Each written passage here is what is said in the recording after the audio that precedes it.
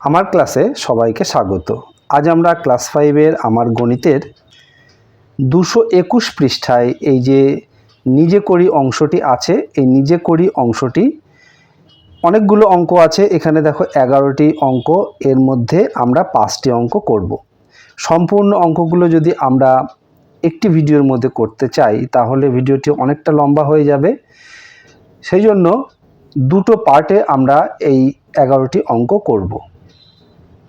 তো প্রথমেই দেখো এক দাগে কি বলা হয়েছে, 3 সেমি 6 সেমি ও 9 সেমি দৈর্ঘ্যের সরল রেখাংশ দিয়ে ত্রিভুজ তৈরি কি সম্ভব, যুক্তি দিয়ে লিখি।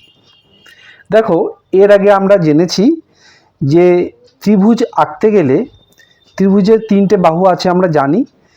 তো সবচেয়ে বড় বাহু যেটি, সেটির দৈর্ঘ্য অন্য দুটো বাহুর দৈর্ঘ্যের সমষ্টির চেয়ে ছোট হতে হবে, অর্থাৎ অন্য দুটো বাহুর দৈর্ঘ্যের সমষ্টি তৃতীয় বাহু অর্থাৎ সবচেয়ে বড় যে বাহুটি আছে তার চেয়ে বড় হতে হবে। এখানে দেখো সবচেয়ে বড় বাহু কোনটি, 9 সেমি। তো 9 সেমি যদি সবচেয়ে বড় বাহুটি হয় আর বাকি দুটো বাহু 3 সেমি আর 6 সেমি, এই দুটোকে যোগ করলে আমরা পাচ্ছি 9 সেমি, অর্থাৎ এই দুটো বাহুর সমষ্টি 9, আবার সবচেয়ে বড় বাহুর দৈর্ঘ্যও কিন্তু 9 সেমি।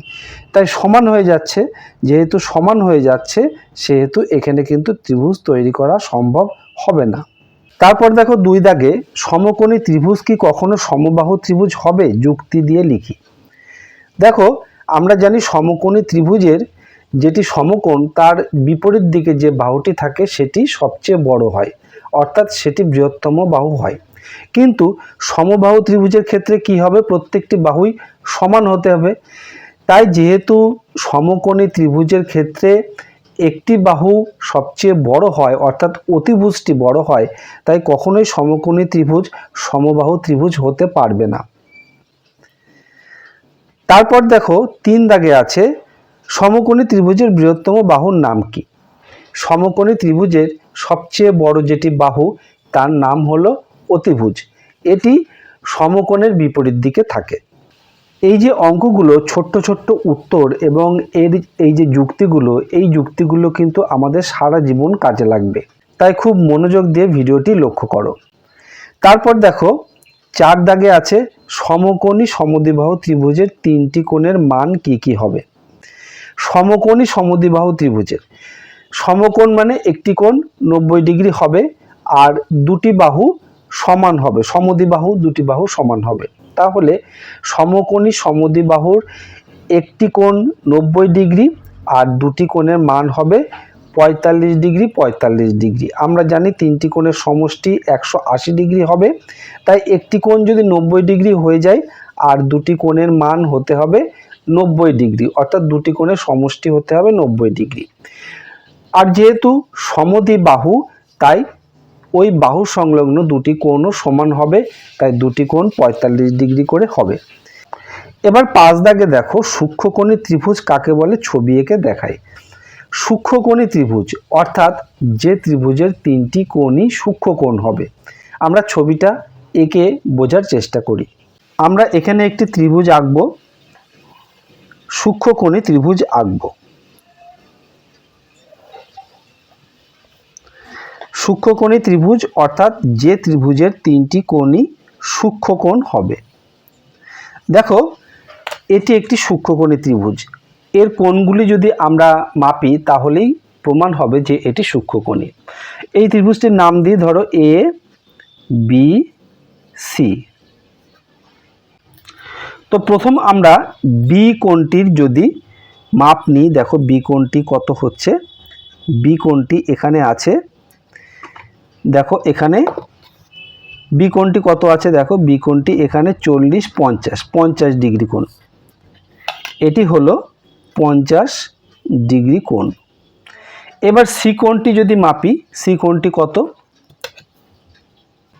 সি কোণটি মাপলে আমরা দেখতে পাচ্ছি এটি 50 60-এর চেয়ে একটু কম, অর্থাৎ 58 ডিগ্রি কোণ আমরা ধরে নিতে পারি। এটি হলো 58 ডিগ্রি কম, 58 ডিগ্রি কোণ এটি।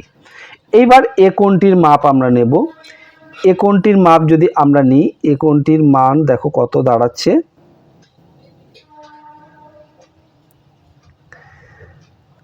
এখানে দেখো 50, 60, 70 আর একটু বেশি, অর্থাৎ এটি 72 ডিগ্রি কোণ। এটিকে আমরা 72 ডিগ্রি লিখলাম। তাহলে এই যে ত্রিভুজটি আমরা তৈরি করেছি এবিসি ত্রিভুজ, এই এবিসি ত্রিভুজের প্রত্যেকটি কোণের মান কিন্তু 90 ডিগ্রির চেয়ে ছোট। আমরা জানি 90 ডিগ্রির চেয়ে ছোট কোণকে সূক্ষ্মকোণ বলে, আর যে ত্রিভুজের 3টি কোণই সূক্ষ্মকোণ সেই ত্রিভুজকে সূক্ষ্মকোণী ত্রিভুজ বলে।